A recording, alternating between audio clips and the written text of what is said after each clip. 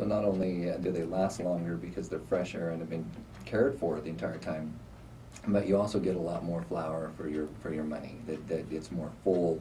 It doesn't look like a barbed wire fence got it on its way out the door. Absolutely. If anybody saw those FedEx pictures of the guys throwing the flat screen TV over the client's yard, I saw similar photos at Valentine's Day of boxes and boxes on the loading dock and them throwing them. As pretty sad. Yeah, definitely so. Whereas the flowers that I get from my wife from Pjs Flowers often will last 3 weeks, and rather than just a couple days.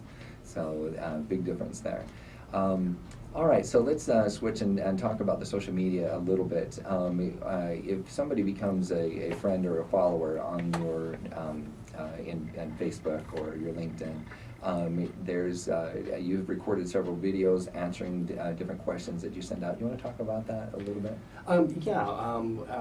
With your help, we went in and created a list of the most commonly asked questions and have answers there available for you. We also created a list of questions that you should ask that you don't think of.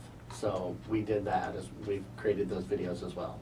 Kind of like what color of roses should be purchased for a campaign manager versus somebody who you care for truly. Don't send that. That is correct.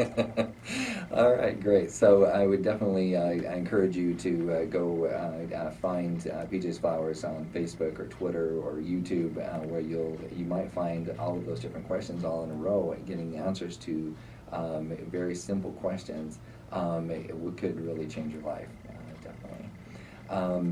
And for local businesses in general in the social media, what advice would you give to any local business that says, okay, I want to launch in the social media? I was so great. I was getting ready to try to steer the conversation this way. Your timing's perfect.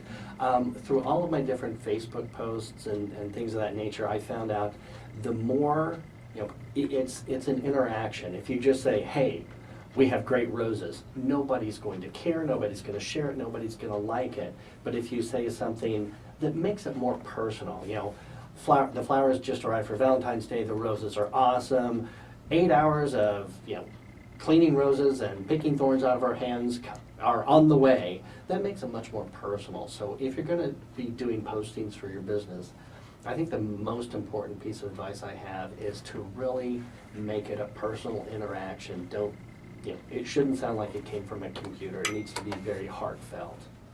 Agreed, especially in the floral business, but I think especially in every business. Whether you're a chiropractor, you're a holistic medicine, you're a spa, you have a yogurt shop, whatever it is. I've oftentimes when I travel and educate on a nationwide basis, I'll take a picture of the saguaro from my front yard with the moon behind it, and I'm off to Boise, Idaho to teach. And that gets a lot of traction. People really like knowing what's going on. I have friends and family. It's like, why do you share those personal things? And I explain that people really want to know. It makes it much more personal.